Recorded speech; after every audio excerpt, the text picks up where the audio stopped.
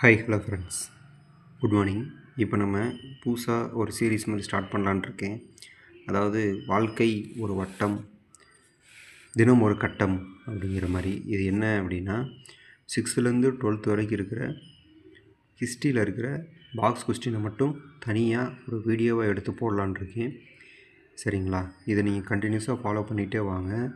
சும்மா ஒரு செகண்ட்லேருந்து 2 செகண்டு, ஒரு 3-4 கட்டம் மட்டும் நான் உங்களுக்கு போடுறேன். சிறுக சிறுக சேர்த்தோம்னா சிறுதுளியும் பெருவெள்ளமாகும். அதே மாதிரி என் கூட சேர்ந்து ஃபாலோ பண்ணுங்கள். சரிங்களா?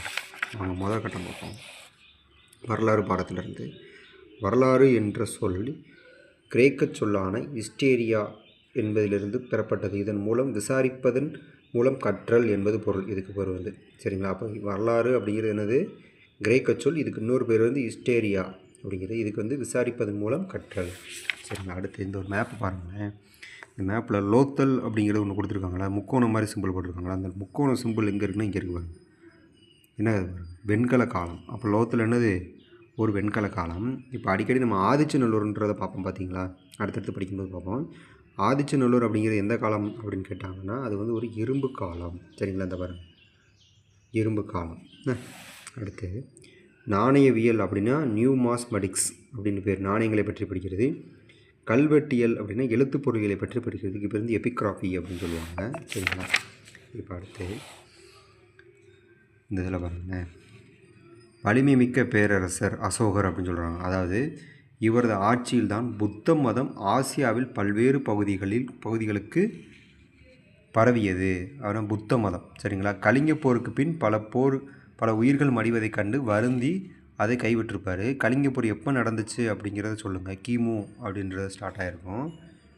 கிமு அது எப்போன்றதை கரெக்டாக சொல்லுங்கள். உலகிலேயே முதலாக விலங்குகளுக்குன்னு தனியாக மருத்துவமனை தந்தவரும் அவர் தான். அமைச்சு தந்தவர் யார்? அசோகர் தான். சரிங்களா? இதில் வந்து என்னென்னா எனக்கு ஒரு பாயிண்ட் மட்டும் இருக்காது, கிழிஞ்சிருக்கும்.